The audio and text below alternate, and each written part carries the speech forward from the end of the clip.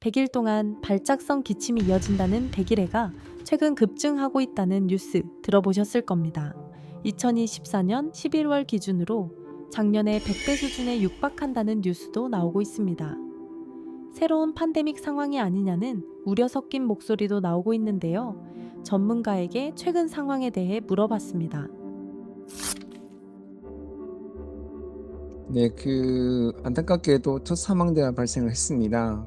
이 환자 같은 경우에는 DPT 백신 접종을 받지 못하는 아주 어린 신생아였죠. 안타깝지만 그래서 생후 2개월 만에 생을 마감을 했는데요.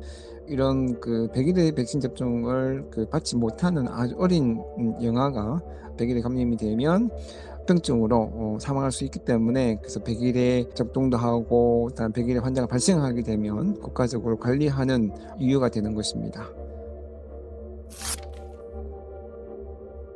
그러니까 모든 감염성 질환들은 항체가 있는 상황이면, 즉 방열이 있는 상황이면 그런 바이러스나 세균이 몸에 들어온다 하더라도 충분히 이겨낼 수 있는 상황이지만, 이번 경우처럼 항체가 전혀 생기지 않는 나이, 즉 다시 말해 백신 접종할 수 없는 나이의 환자들이 감염이 되게 되면 이렇게 중증, 합병증으로 인해 사망할 수가 있기 때문에, 이런 100일에는 특히 DPT 백신 접종을 제대로 하지 않은 아주 영아의 감염이 되게 되면 굉장히 위험할 수 있다라고 할 수 있습니다.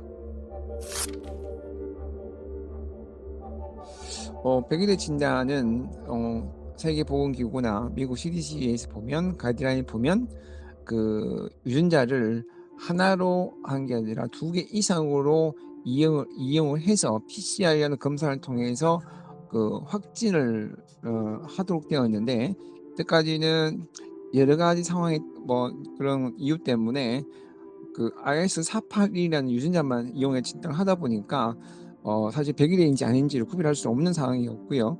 그래서 7월 달에 질병관리청이 조사를 해 보니 100일이라고 알려졌던 이런 검체들을 이용해서 해 보니까 한 25%는 100일이가 아니라고 나왔고, 7월 20일부터는 각 검사센터에서 100일의 검사를 그러니까 원래 한 당 1단계 검사하다가 2단계 검사해 보니까 실제로 양성률이 한 40 내지 50%라고 나왔습니다. 즉 다시 말씀드리면, 작년부터 우리 백일해라고 환자라고 했던 많은 환자들이 실제로 백일해가 아닐 가능성이 꽤 있다는 것을 알 수가 있었습니다. 그래서 이제 이 백일해 진단은 좀 더 명확하게 진단할 수 있도록 방역 당국에서 기준을 설정하고 관리를 해야 될 필요가 있습니다.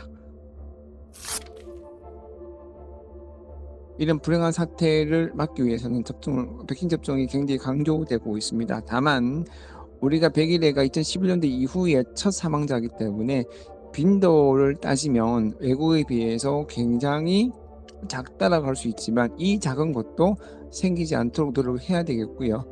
첫째는 지역적으로 백일해가 많이 유행하게 되면 가능하면 빠른 시기에 백일해 접종을 해야 될 아이들은 접종을 빨리 하는 게 좋고요. 두 번째는 아이를 임신한 임산부 같은 경우에는 임신 28주 이후부터, 그러니까 100일에 백신 포함이 되어 있는 백신 접종을 함으로써 그 항체가 이런 뱃속에 있는 아이한테 전달되고, 그 아이가 태어나도 100일로부터 방어할 수 있는 항체를 가질 수 있기 때문에 산모들이 접종을 적극적으로 하셔서 신생아에서 이런 불행한 일이 일어나지 않도록 미리 대비하는 것이 굉장히 중요하다, 이렇게 말씀을 드리고 싶습니다.